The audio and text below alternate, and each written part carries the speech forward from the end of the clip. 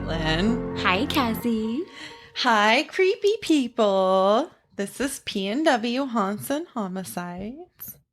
Did I have a lisp while I was saying that? I don't think so. This is P&W Haunts and Homicides. I was just so focused on not saying, yeah, it is. Because every time. You know what, though? Like, if it works, it works. Does I might it work? just leave that in, you know? Whatever. What else? I'm not going to re-say it. All right, I'm a shuffle. She's shuffling. Whoop, whoop. We're doing That was a good one. Yeah, it was. I'm impressed. These cards are so much easier. Doing our usual tarot reading. Okay. Do one Here more you time. are. I'm feeling one more shuffle. One more shuffle? Oh my gosh, I even pre-shuffled. Because I'm embarrassed about how long it takes me to... Oh, okay, that was... Just roll with it. That wasn't the best shuffle. It was how it was meant to go. I guess. Okay, here we are. Now I'm going to cut. Cutting them cards. Whew. Oh. Ooh. Right side up, right? It's not. upside down. It's Yeah, upside it's reversed. We like to do the reversed around here. We really like the challenge with this particular deck, apparently. Is this 9? 9 of needles? Yes. So this is a really comical looking card. We've kept with tradition. We've got the Nightmare Before Christmas deck. And this looks like, I mean, he kind of just looks like a clown on a unicycle. He's the clown guy. He's the big fat clown guy on the unicycle. Adorbs. Also, I don't know. He's a little, it's Nightmare Before Christmas, but it has a creepy vibe. I'm getting kind of a John Wayne Gacy thing here. Oh, good. Maybe that's what he was based off of. Oh, God, his smile. Yeah, maybe. Yeah, it's a little menacing. So, in the reverse, the interpretation says, has your confidence been dealt a blow recently? If you're feeling low, you may be your own biggest bully.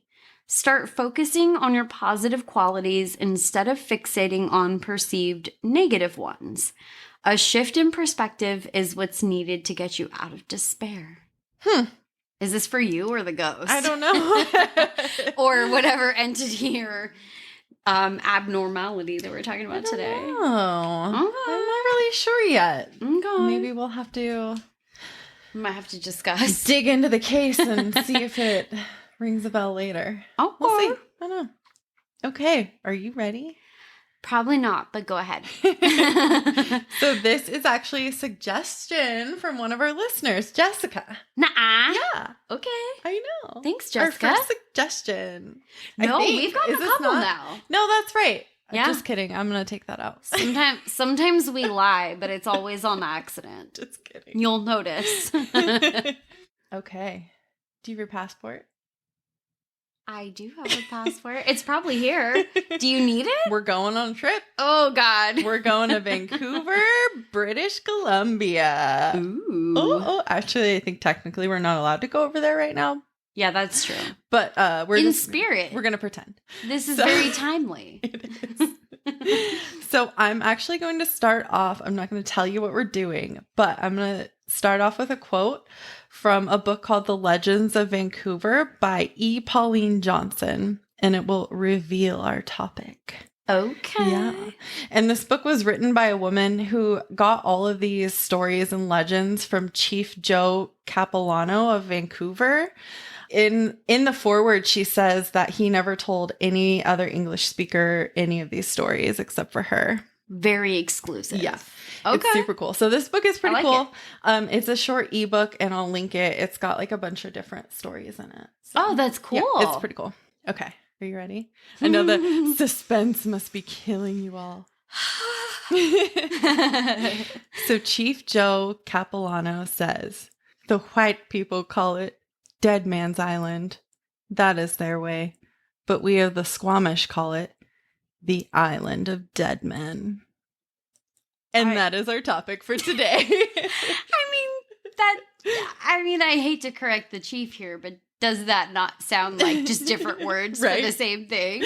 But, us whiteys like to rename things. And Yeah. We didn't even rename it something like different. We're just like, it's semantics. We're just going to rearrange the same words. So Deadman's Island kind of feels to me like it's just one dead man, but it is the island of dead men. Okay. Yeah. So plural. Mm-hmm. Cool. Oh, it's plural. Oh, no. Okay. It's gonna get you. So that's what I'll be calling it. I'm gonna call it the Island of Dead Men instead of Dead Man's Island. Fair enough. Yeah. So it is located in Cole Harbor, right off of Stanley Park, and it's very, very, very close to the park. Like you can easily stand at the edge of the park and see the island. Like it's not this island that's like way out in the ocean. It's like right there. And as you can probably tell by the name, this island has a long history of death. Just like so much death. Cool. Yeah, it's super cool. Casual. So it starts way back in the 1700s with the Coast Salish tribes that lived in the area. And my understanding is that Coast Salish is kind of like a broad term for multiple different tribes in that area. Okay. Some of the articles I was reading referred to the specific tribe that we're going to be talking about as a Squamish. I don't know if that's 100% accurate. I don't know if they just got it because Chief Capilano, who's telling this story, is Squamish. Oh, okay. But he did not specify in his story which tribes he was actually talking about. So as much as I hate to like use like a broad generalization,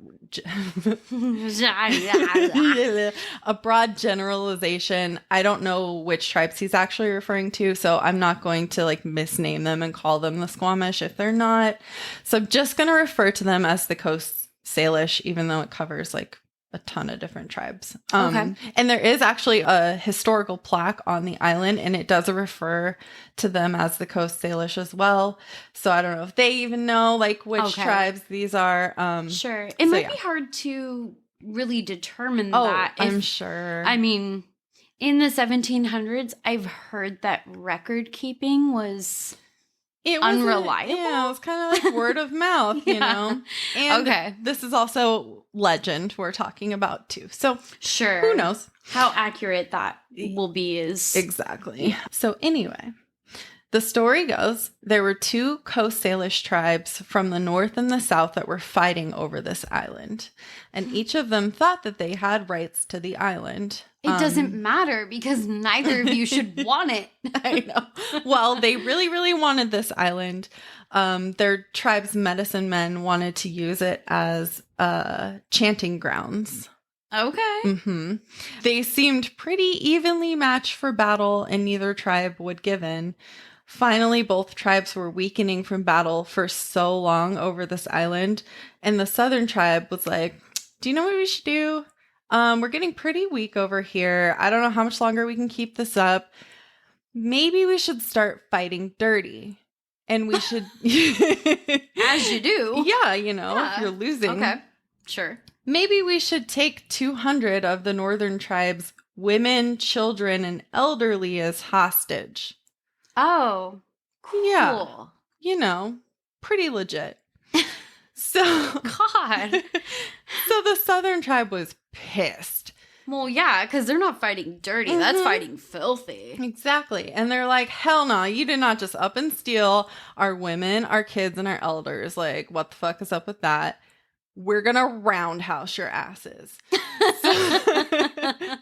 So the North rolls in there and they just start kicking some Southern ass. They got like poison arrows flying. They were just destroying them. So after a while of this brutal battle, the South is like, okay, guys, we're pretty much going to lose. Like, these guys brought their A game. Yeah, they're not fucking around. Really backfired. Yeah. So now that they've killed like so many of our warriors, we're outnumbered. We have no food left to feed us and the hostages that we took. Oh. So we have to do something. They were like, okay, North, how about this? You send over 200 of your best warriors in exchange for these hostages. We're for sure going to kill them once they get over here. But it's either we kill the warriors or we kill your innocent family members right in front of your face. Mm-hmm. What? Yeah.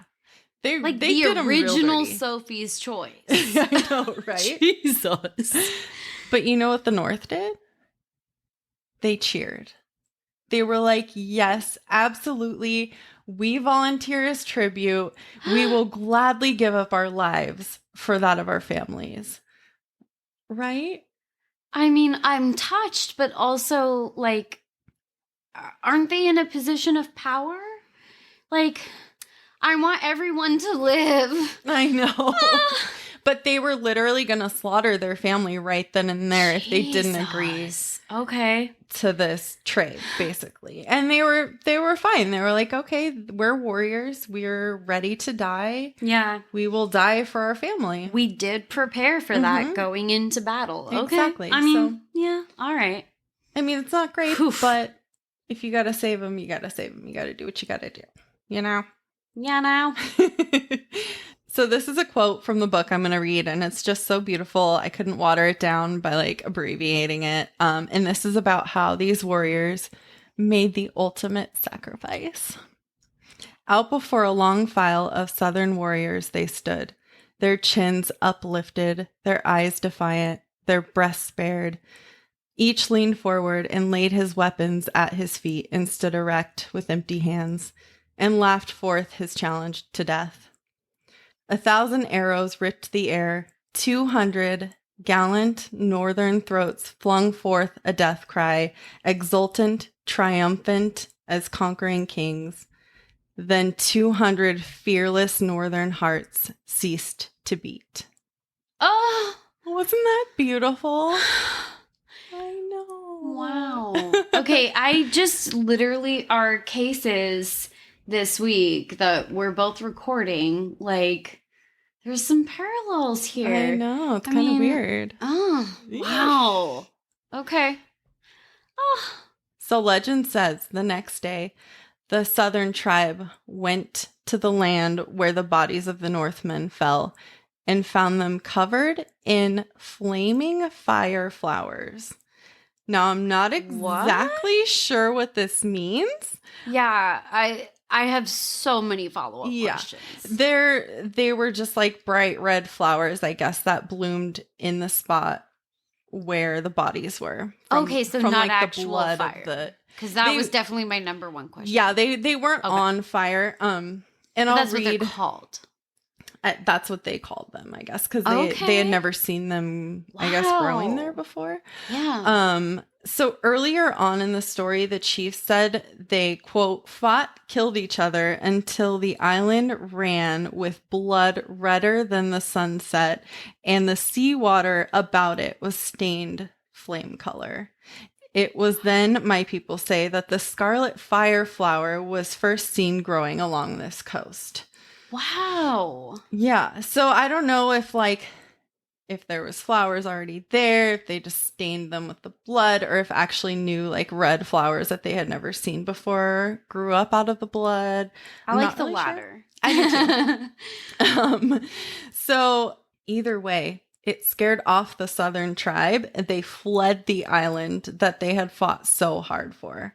I was going to say, so pointless. I know, right? And they never came back to lay claim to the island. They were just like, they were so scared that this island was cursed because these flowers all of a sudden blossomed. Well, yeah, if like enough really dumb, dickish stuff happens in a place, I feel like it is cursed. Yeah. I don't know, hot take, but so dumb. I'd be afraid to come back too. I know. Wow. That's crazy. So later on, the island was used by the Coast Salish as a place to lay their dead to rest. And I'm assuming the Southern tribe never came back. Don't come back. Yeah. Fuck off. Yeah. It was some of the other tribes that had used the island. And they did not bury their dead in the ground. They actually put them in coffins up in the trees. What? It's like a tree burial that they would do. That is such an interesting custom. Yeah. I've literally never heard of that. Oh, yeah, it's so cool. I didn't either until this, and then I went and Googled it, and it's like a thing. Wow. Yeah, and I found a few they didn't say why specifically they did this, but I found a few reasons why other groups did this. So one reason was like if the ground was frozen, they obviously can't like dig to bury a body. Oh, And I don't know. sure. It is in Canada. I'm not sure how. It's pretty frigid there.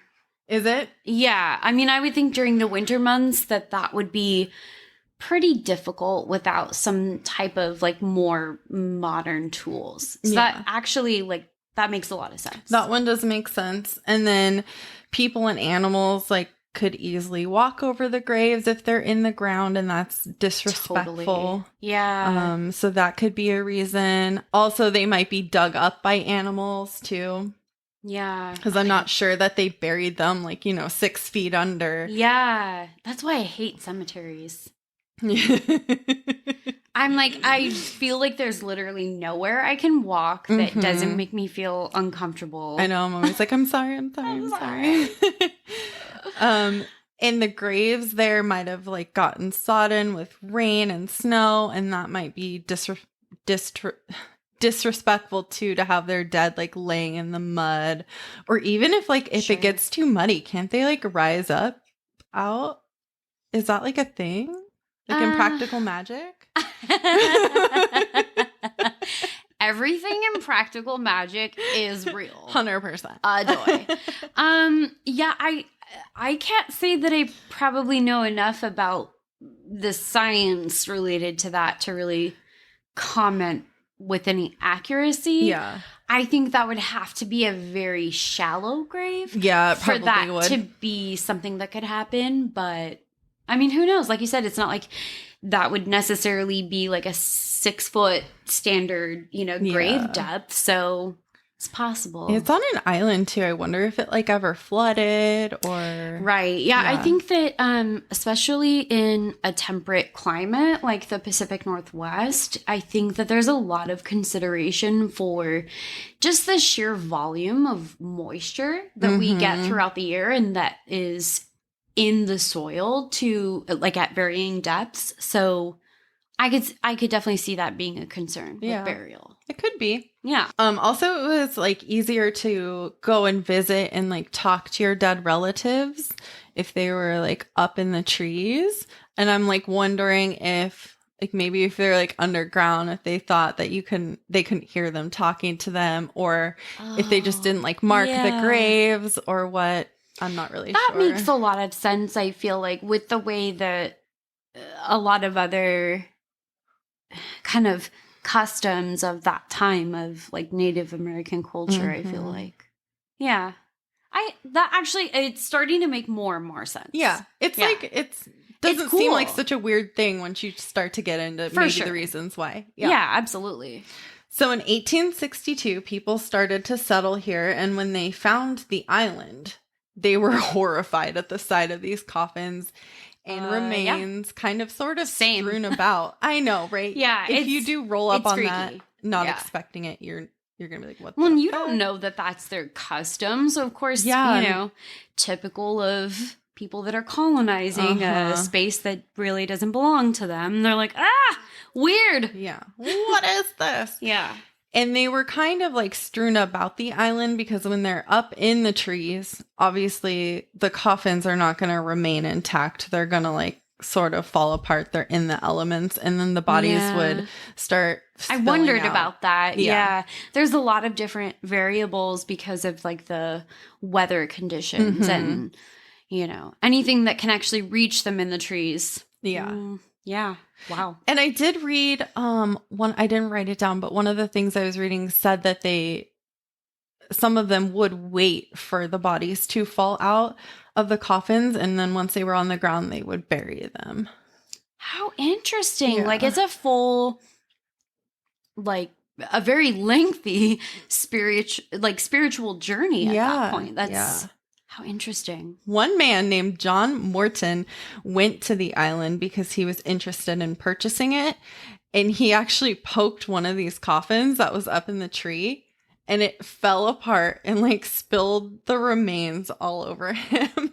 Yeah, and that feels about right. I'm like, well, you get what you deserve. Don't go around poking coffins. he started hearing all of the legends about the island, and he decided to go ahead and, not purchase the island. Yeah, probably a good Yeah. call. Probably a good call. Oh my God, I'm just waiting for him to just be like cursed with some sort of horrible affliction. I know, right? Right? I don't hear anything about that later, but who knows? It could have happened. So the settlers actually came and removed all of the coffins and remains, and they buried them in the ground away from the island. Like not even on the island? Not even on the island. Oh, okay. Yeah, that feels like Right? I would just, if you gotta bury them on the island where they were laid to rest originally. Come on. That's just karma that I feel like you don't want to fuck with that. Is that really what you want to do? Right? It's a choice. Oh, it gets even better. Oh, I bet it doesn't. I bet it gets worse. They turned the island into a burial ground for themselves anyway. Okay. Yeah, like why couldn't you just bury them there then? Come on. Yeah, no, we gotta make more room for the other dead people. Uh-huh. What? Oh, they needed a lot of room. So I feel like suddenly I'm thinking just off the top, I feel like probably gonna need a lot more room after you do something like that. a lot more room. Okay. So the settlers used it for people like on the lower end of society, merchant seamen, railway workers, victims of the Great Fire. Ugh. They're like, this is a peasant grave. Yeah. Wow. Vagrants, outlaws, sex workers, lepers, outcasts, immigrants. And I'm like, really? You just settled here? Like, aren't you an immigrant too? But whatever. Wow. Pretty much anyone who like couldn't afford like a burial elsewhere, they would just bury them on the island. Awesome. Mm-hmm. Super awesome. They were all squished in there. They were buried in shallow graves. If the graves were even marked, they were like small, simple markers that eventually faded and disintegrated or were covered by foliage. In 1887, they built a new cemetery, but they did not transfer all of these remains to the new site. They just left them there in unmarked graves. Okay. I feel like I've heard enough stories about these cemetery transfers now to know that like it never goes to plan and the records are not there and they literally can't account for everybody and it's a real hot mess. Just why are we doing this? I know. And I'm not sure that they even tried to transfer any of them because they didn't really care about these people. Ugh. Yeah. It's terrible. Did you think that was the end of the body count, Caitlin? No, I sure didn't. I was pretty sure this would precipitate more death. You're supposed to say yes, because then I'm going to say think again, because... Just kidding. Okay, this is a choose your own adventure, so apparently I picked wrong. Where I so tell I'll you say yes. which is the right answer. No. So it has hints. I know you all answered yes. So think again, creepy people, because in 1888, smallpox hit the area. Yeah. Oh. Everyone was terrified of getting this disease because it was pretty much a death sentence. So they were like, hey, you remember that island that we used to bury people on? Let's throw all of these sick people over there and quarantine them. Oh, God. You guys, you've had so many opportunities to just not fuck shit up. And they fucked it up. And they just keep fucking it up. And for 4 years, they would just bury the people that died of smallpox right there on the island. Because why not? Yeah. They're there anyway. Okay. Like, I cannot even imagine how many people died there in the span of 4 years. Like, that's a long time. It has to have been a tremendous amount. Yeah. Wow. And after all of this death touched the island, people still fought over the land. In 1899, a man named Theodore Ludgate wanted the land for logging. Though locals weren't having it, they thought the land could be put to better use. He wanted it so bad anyway that he tried to just roll up to the island with all of his workers and equipment and just start logging.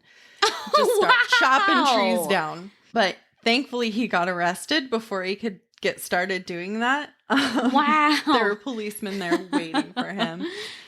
But you better bet once he got out of jail, he kept trying. So police would camp out on the island and just wait for him to come. Isn't that ridiculous?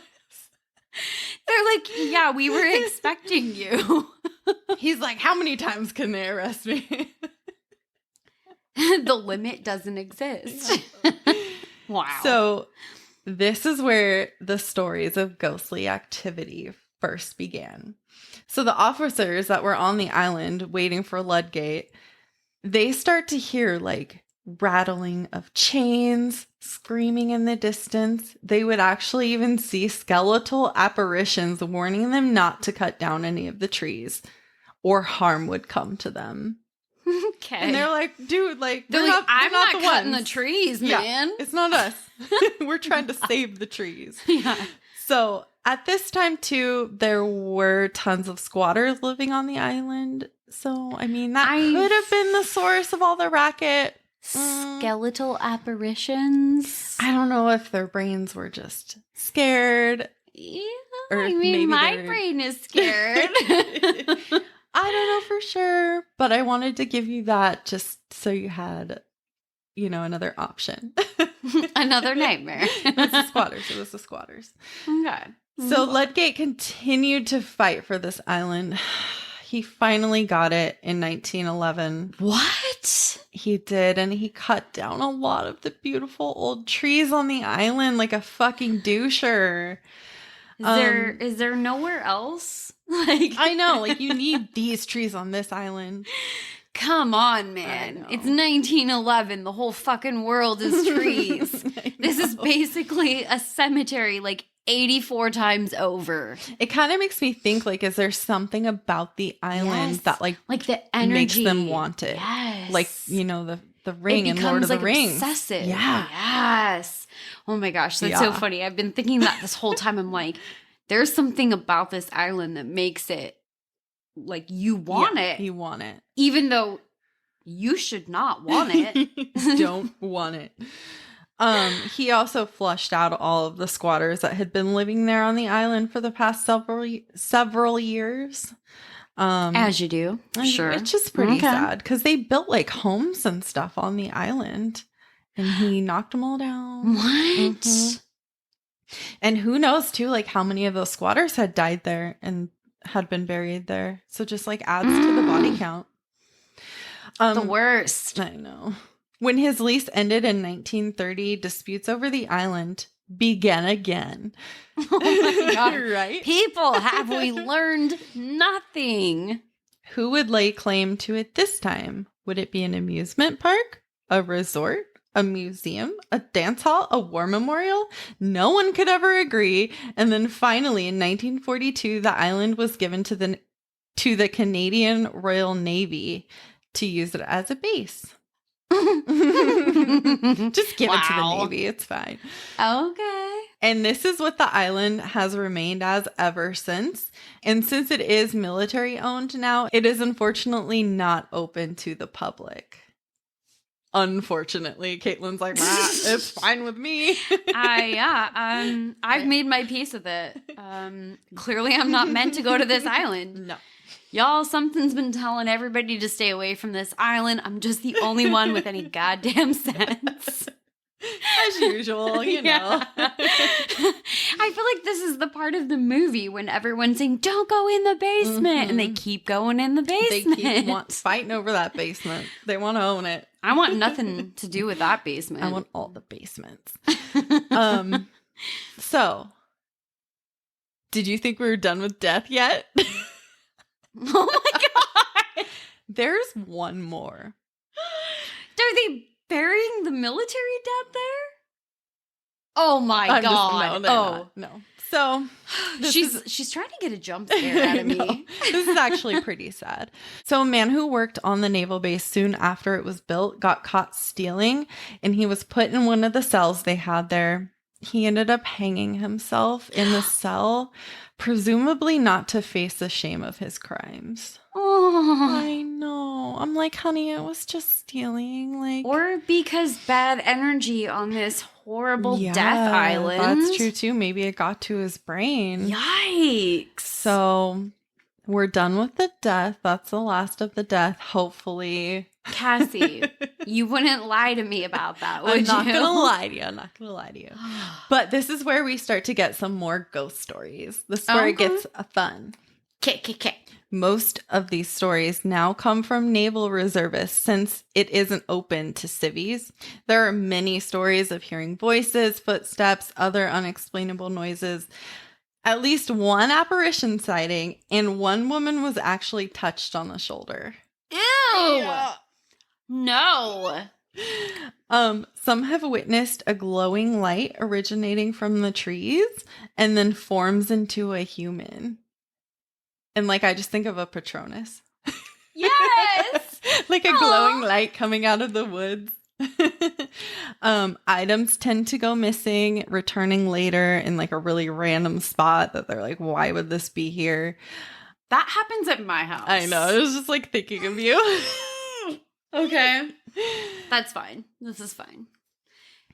Is it ADHD or is it a ghost? But it happens to multiple different people. So, you know, It happens it's probably to a multiple ghost. different people here. Okay. The dog's like, I left my turtle here and it ended up over here. Moving on so Caitlin can sleep tonight. People have also heard women crying. Oh, honey. And that just reminds me of like the hostages. You know? No. This one's gonna get you. I don't want. Okay. Some people have heard chanting. And if you remember, They wanted it as the chanting grounds. Yep.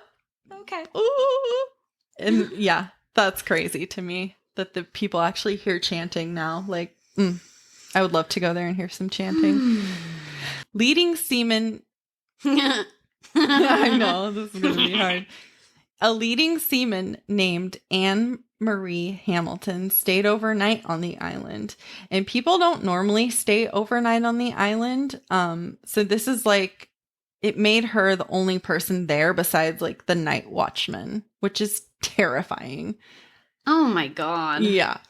Look, I'm just going to stay on an empty island overnight. It's fine. No thanks. So she's sleeping alone in the building. It's like building number 1. It's like the big brick building that's on the island. And I'll post pictures. You can see it. There's not very many buildings there. It's pretty small. It was around 1:30 a.m. and she awakens to the sound of a couple male officers walking up the stairs and having a conversation. They proceeded to walk up to the floor above her and begin to rearrange furniture. And she's like, oh my God, who's up there working so late? Like, this sucks. I'm trying to get my REM on here. Like,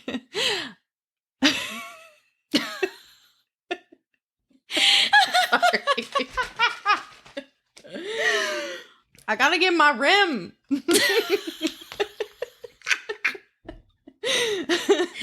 I was like, did I just hear? That doesn't sound right. I gotta get my REM on.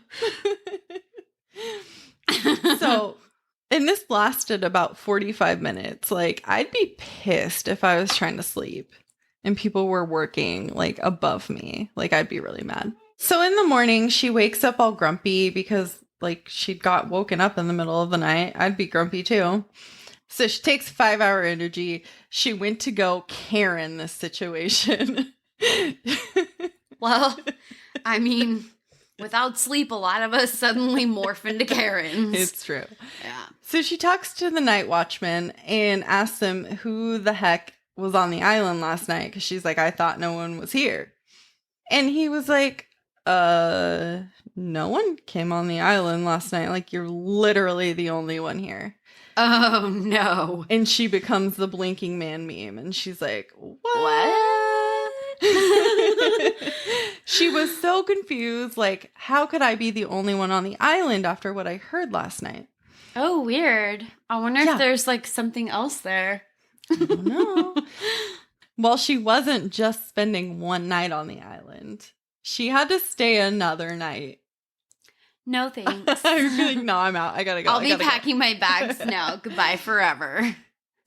So to make herself feel better, so she was able to sleep, she's like, oh, like, that silly night watchman was probably wrong. He probably just forgot some people were here. Like, he's probably incompetent, you know. I would think he was pranking me. Right? That's how I'd be like, oh, he's trying to make me believe in like the ghost stories. Yeah, maybe that's what she was thinking. Yeah. So she falls asleep, all at peace, thinking more Karen thoughts about people being incompetent. And surprise, surprise, she's woken up around 1:30 a.m. again to the sounds of furniture being rearranged above her.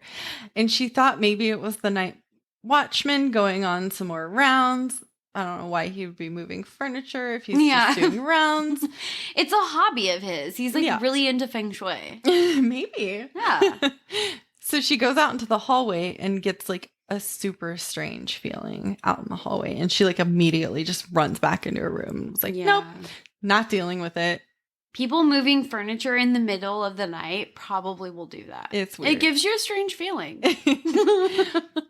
So that was it. She didn't go check it out. She just left the island, probably to never return again. Yeah. She noped right out of there. She was done. Yeah. I get that. Another leading seaman, Jason Eldridge, had a very similar experience. He was alone on the island late at night, finishing up some work. That makes more sense than fishing up yeah, some work. he wasn't fishing. He was in his office. It's late at night. You can't fish in the dark. Come on. So he starts hearing footsteps on the stairs, and he peeked out the office door and saw the stairwell light was on. So he calls the nightman, and then I'm just going to start calling him the nightman because it's easier than night watchman. So he calls the nightman, and the nightman's like, nah, man, like, no one's here. You're all alone, buddy. Like, sorry. I wonder if it's like the same night watchman who's like sick of these phone calls. I feel like I want to say probably yes, but also all I can picture is Nightman. This just became a musical. Yes, do it again. The Nightman.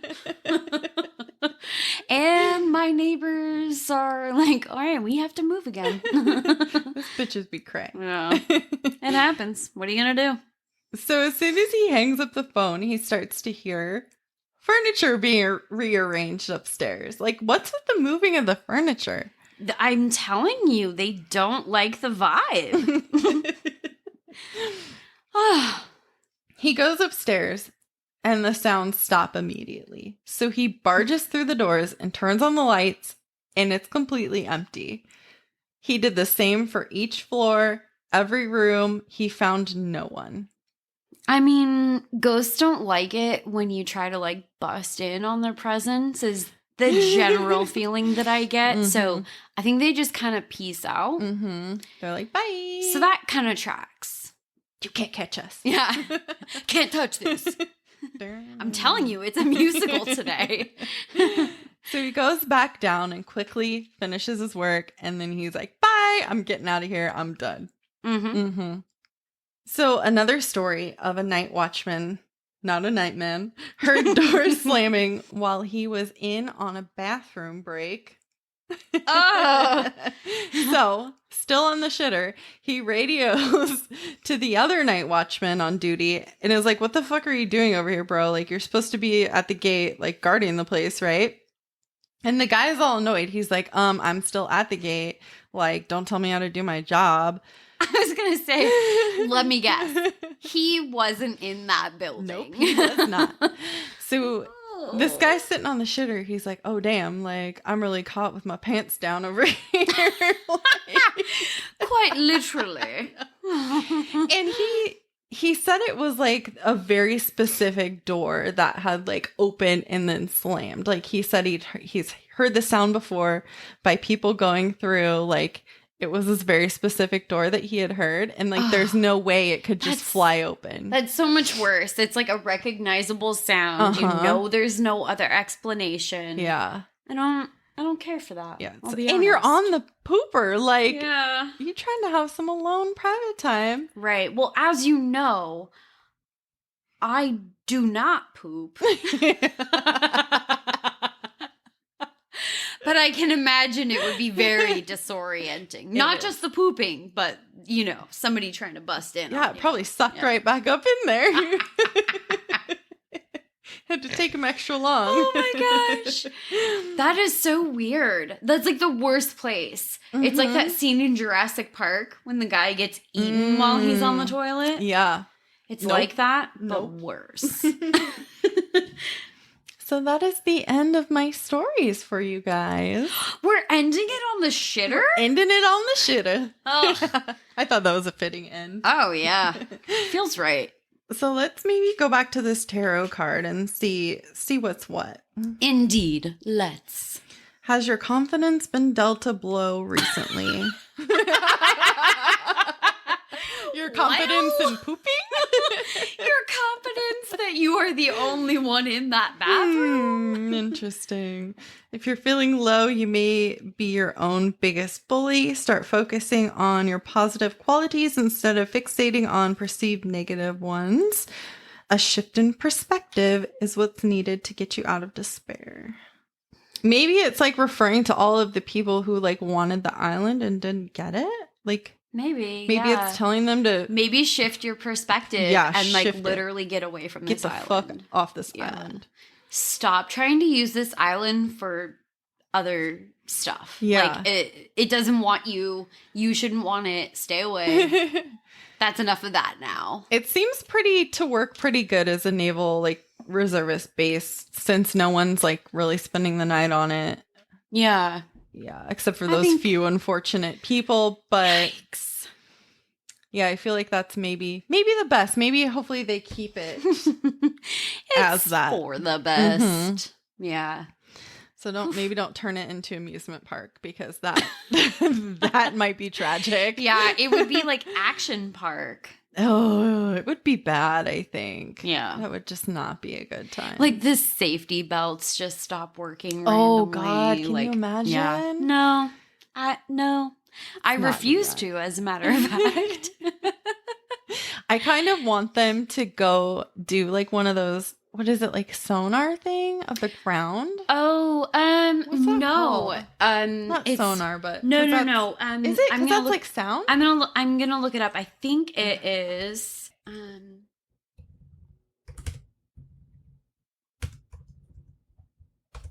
Ground penetrating radar.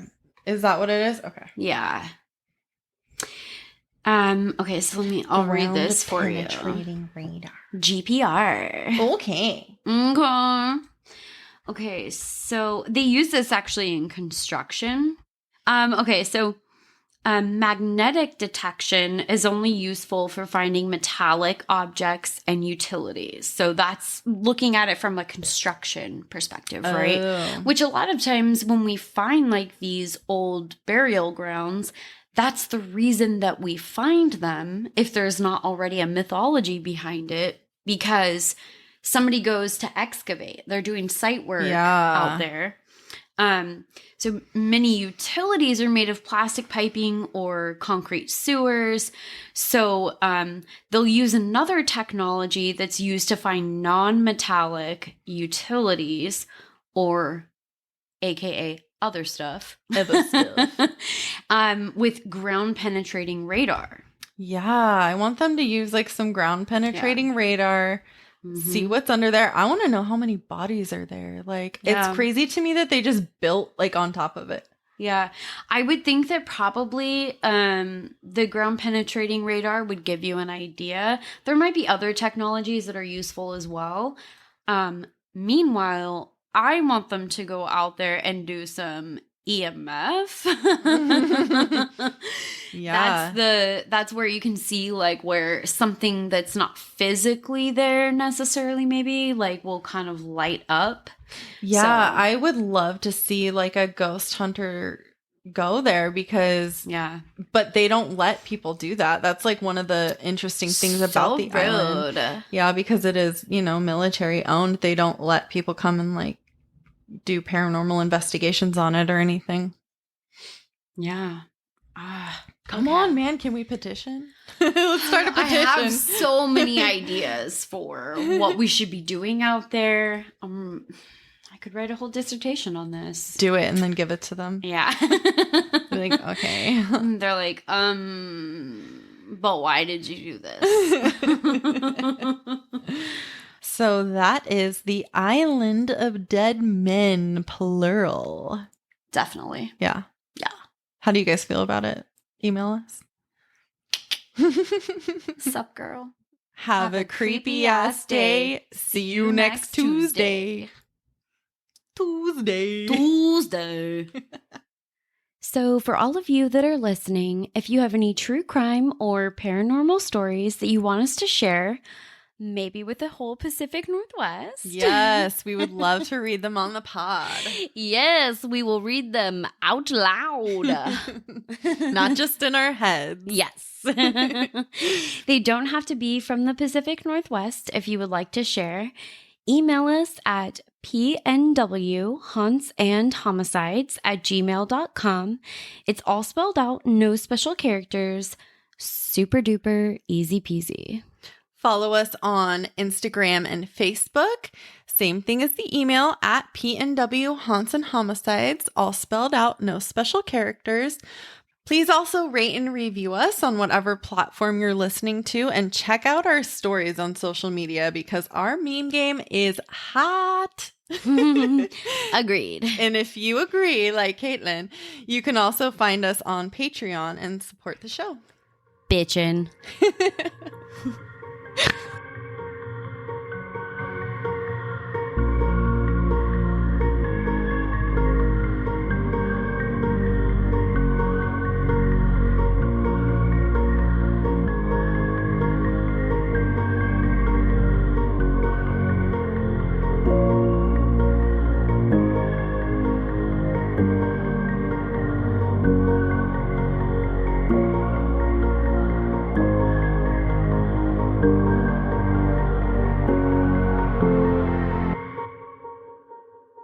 So I'm going to read a quote from this book, and it's just so beautiful that I couldn't water it down. So I'm going to quote the fucking thing that I'm talking about. God damn it.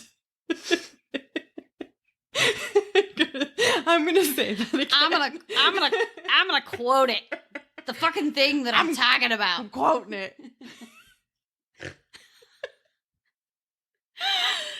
There's your outtake. Oh, I'm going to try that again. Okay.